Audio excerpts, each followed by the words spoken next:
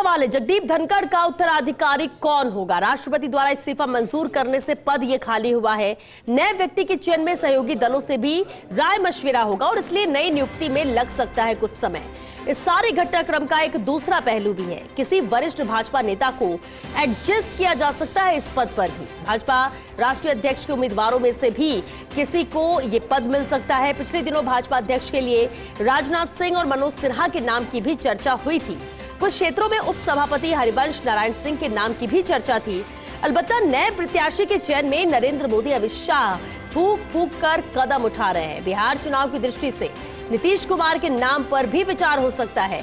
वैसे भी पटना में भाजपा की टीम रिमोट कंट्रोल पर ले चुकी नीतीश कुमार के दफ्तर का चार्ज। तो ये बेहद अहम है। सवाल यही कि आखिर जगदीप धनखड़ का उत्तराधिकारी कौन होगा?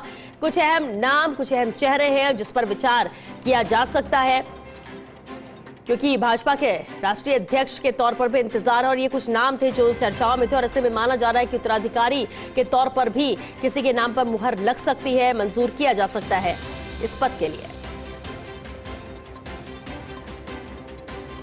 बेहद अहम है ये जानना भी कि आखिर उपराष्ट्रपति का चुनाव होता कैसे है।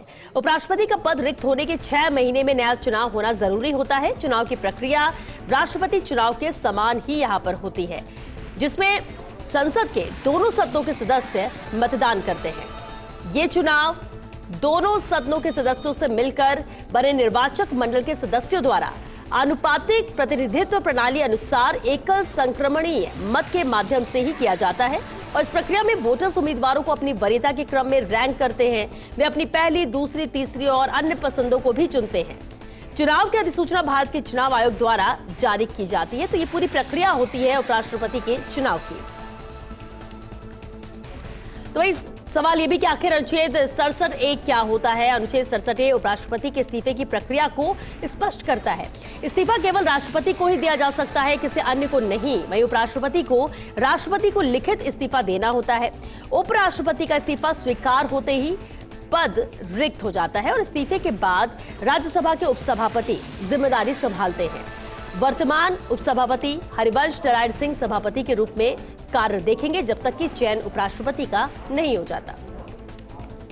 इसके अलावा उपराष्ट्रपति का पद आखिर जरूरी क्यों है, यह भी बेहद अहम सवाल है। चलिए उस पर भी बात करते हैं। भारत के संवैधानिक ढांचे में उपराष्ट्रपति का पद अत्यंत महत्वपूर्ण है।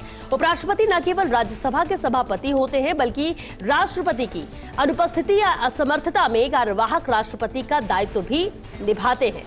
सदन में अनुशासन बनाए रखना, सदस्यों को बोलने की अनुमति देना और बहस को नियंत्रित करना, इसकी जिम्मेदारी का हिस्सा भी उपराष्ट्रपति होता है। अगर कोई विधेयक या प्रस्ताव असंवैधानिक हो तो उसे रोकने की पावर भी उपराष्ट्रपति की होती है। राष्ट्रपति की मृत्यु, इस्तीफा, बर्खास्तगी, विदेश यात्रा पर उपराष्ट्रपति कार्यवाहक राष्ट्रपति भी बनते हैं और ऐसी स्थिति में वो राष्ट्रपति के अधिकारों और जिम्मेदारियों का पालन करते हैं और इसलिए बेहद जरूरी है उपराष्ट्रपति का पद।